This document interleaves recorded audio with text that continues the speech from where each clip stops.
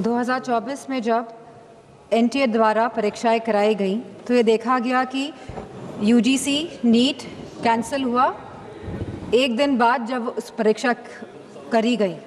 CSIR NEET, NET PG, CUET ये सब delay हुए और कैंसिल हुए।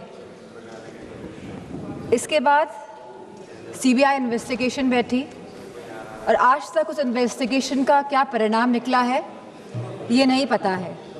तो हम चाहेंगे मंत्री से कि ये बताएं कि इसका क्या परिणाम निकला और कौन कौन लोग इसमें कन्विक्ट हुए।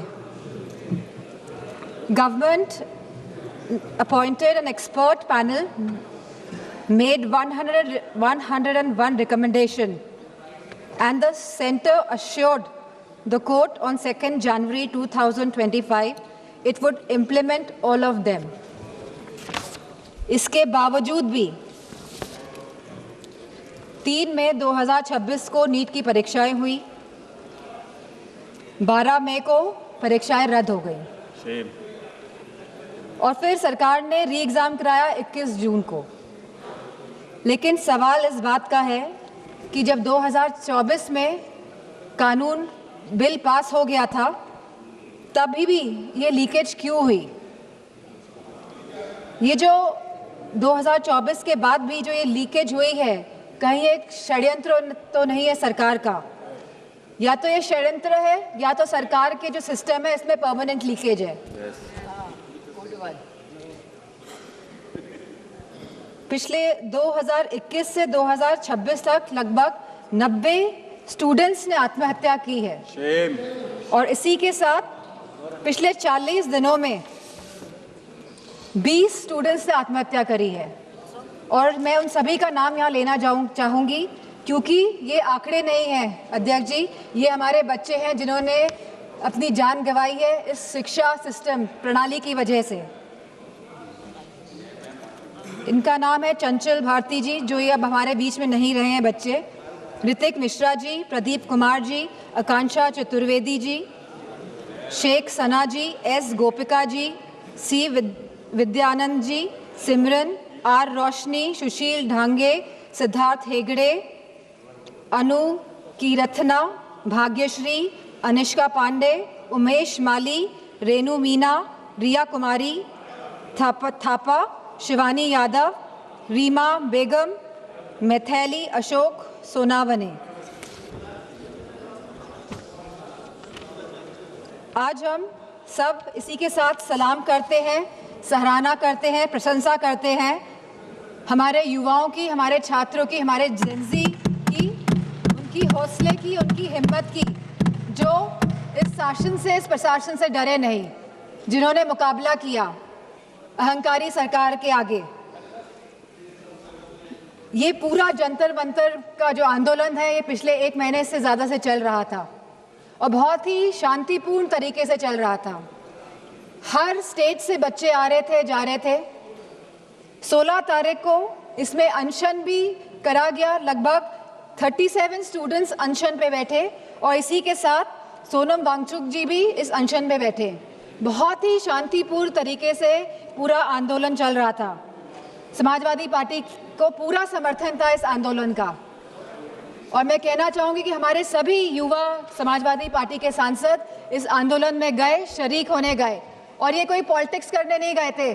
जितने भी हमारे युवा सांसद और जितने भी सांसद और एमएलए गए थे, क्योंकि हम साथ खड़े होना चाहते थे इस देश के युवा के लिए, उनके हक के लिए, उनके अधिकार के लिए। इसीलिए हम सब जंतर मंतर पहुँचे। 18 जून को मैं भी जंतर मंतर गई, वहाँ पे सोनम वांगचुक जी से मिली जो आंदोलन में बैठे थे, जो बिना कुछ खाए पिए, जहाँ उनको 16 दिन हो गए थे, अनशन पे बैठे हुए थे सभी बच्चे और सोनम वांगचुक जी। लेकिन 18 जुलाई को सरकार ने क्या किया? सवाल इस बात का है, जो लोग अहिंसा के साथ बैठे हुए थे, जो लोग गांधी जी के विचारों के साथ सत्य और अहिंसा की लड़ाई लड़ रहे थे, उनको आप लोगों ने सफेद कफन पहनाने का काम किया। 18 तारीख को आप लोगों ने उनको कफन पहनाने का काम किया और गांधी जी के विचारों को आप लोगों ने कहीं ना कहीं कफन पहनाने का काम किया। इस देश में लोकतंत्र तो है, लेकिन वाकई में क्या स्वतंत्रता है? सवाल इस बात का है आज। जिस तरह बच्चे आए 20 जुलाई को, और कहाँ से नहीं आए, हर प्रदेश से बच्चे आए, यूपी हो, बिहार हो, तमिलनाडु हो, आसपास के मध्य प्रदेश हो, सभी स्टेट से, बॉम्बे हो, सभी स्टेट से, सभी प्रदेशों से बच्चे आए, क्योंकि वो सब अपनी एकता दिखाना चाहते थे। क्योंकि ये लगातार पेपर जो लीक हो रहे हैं, लगातार जिस तरह का दौर चल रहा है आज, और लगातार जिस तरह सरकार आंखें मूंद के बैठी हुई है और जो सुन नहीं रही है, वो अपनी बात रखने आए थे सरकार से, वो अपनी भावनाओं को सरकार के सामने रखने आए थे। वो चाहते थे कि जो एजुकेशन मिनिस्टर है उनका रेजिग्नेशन हो, और तो कोई बात नहीं थी।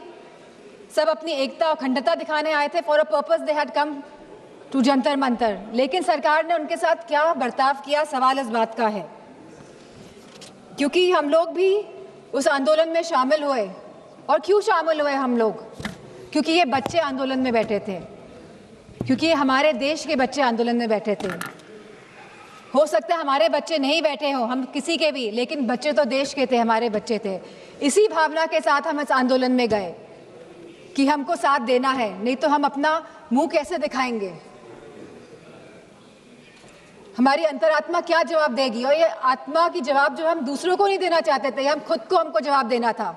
इसीलिए हम सब गए। लेकिन जो बर्बरता देखी गई सड़कों पे, उसका बयान नहीं किया जा सकता है। आपने बैरिकेडिंग लगा दी 100-100 मीटर पर, और बच्चों को आपने वहां पे ट्रैप कर दिया, और फिर वहां पे आपने लाठियां बजाई बच्चों पे, उनके सर फोड़े गए, बेटियों के कपड़े जानबूझ के फाड़े गए। ये सरकार जो बेटियों की बात करती है, आपने बेटियों के कपड़े फाड़े, आपने कील लगी वाले डंडों से बच्चों के सर फोड़े, वहां पे आपने पैलेट गन चलाई, आपने बिहार में AK-47 का प्रयोग किया। हम थे वहां पे, हमें पता है क्या स्थिति थी। किस फेयरलेसनेस के साथ, बिना डरे बच्चों ने सामना किया इस प्रशासन का, शासन का और सरकार का। बहुत बच्चे बेहोश हो गए, बहुत बच्चों के सर से खून निकल रहा था। They were feeling humiliated. I could feel their pain because I was there. और मैं समझती हूँ जितने भी लोगों ने, जितनी भी माताओं ने, और मैं समझती हूँ पुरुषों ने भी ये रील्स देखी है इंस्टाग्राम में, सोशल मीडिया के माध्यम से, जो भारतीय जनता पार्टी के लोग छुपा नहीं पाए अपनी गोदी मीडिया द्वारा। तो सबका दिल कहीं ना कहीं आहत हुआ। सबको चोट पहुंचाने का काम भारतीय जनता पार्टी की सरकार ने किया है इस आंदोलन को लेके। और जिस तरह से बेटियां इस ट्रॉमा से गुजरी हैं, वो बोल नहीं पा रही थी ठीक से, वो सांस नहीं ले पाई थी ठीक से। जिस तरह से आपने छातियों पे बच्चों का वार किया है, मैं समझती हूँ कहीं ना कहीं आप सबके आगे तो आएगा ही है, कोई भूलने वाला है नहीं। यहाँ पे लोग इमरजेंसी की बात करते हैं, 50 साल पहले इमरजेंसी लगी थी और आज भी इमरजेंसी की बात होती है। लेकिन इमरजेंसी अगर वाकई में आप लोगों को देखनी थी तो आप आते हो सड़कों में, देखते कि इमरजेंसी क्या होती है। जहाँ बच्चे खून पसीना बहा रहे थे सड़कों पे, वहां पे आप सब लोग बहुत ही महफूज तरीके से बैठे हुए थे संसद के अंदर।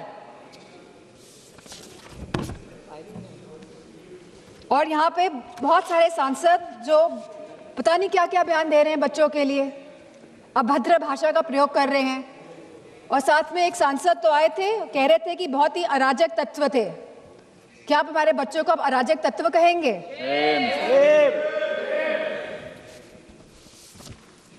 यहाँ पे जो सांसद है वो तो डर के मारे इधर से उधर हो रहे हैं। सरकार को डिलिमिटेशन बिल पास कराना है तो दबाव बनाया जा रहा है सब पे कि आप इधर हो जाइए, आप उधर हो जाइए, लेकिन आप लोग बच्चों पे कोई दबाव नहीं बना पाए। और हमें बहुत फक्र है इस बात का कि हमारे बच्चे झुके नहीं आपके आगे, इस सरकार के आगे नतमस्तक नहीं हुए। आप लोग तो अमेरिका वालों के सामने नतमस्तक होके आ गए। लेकिन हमें फक्र है कि हमारे बच्चे लड़े और इस लड़ाई को जीते। और मुझे खुशी इस बात की है कि समाजवादी पार्टी पूरी तरह से यूथ के साथ, छात्रों के साथ खड़ी रही और आगे भी हमेशा खड़ी दिखाई देगी।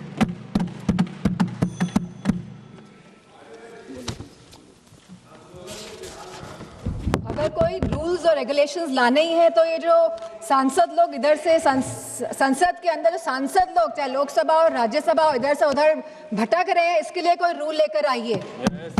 क्योंकि कहीं ना कहीं ये लोकतंत्र को क्षति पहुंचाने का काम कर रहे हैं।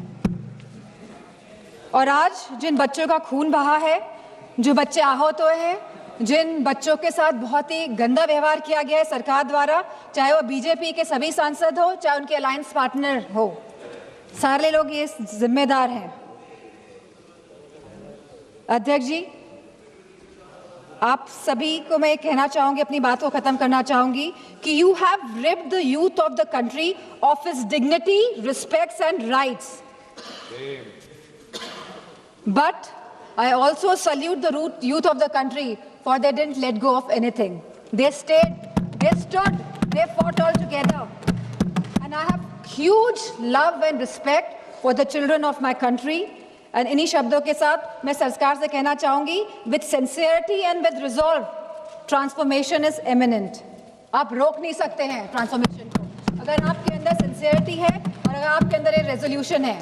लेकिन आपके अंदर क्या है ये तो आप ही जानते हैं। मैं चाहूंगी कि होम मिनिस्टर आके जवाब दे, जो हमारे बच्चों के साथ बर्बरता की गई।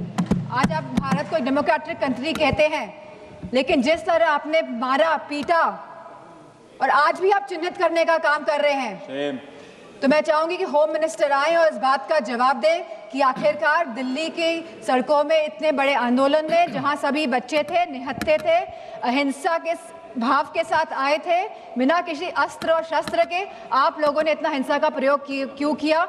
इसी के साथ मैं अपनी बात को समाप्त करती हूं।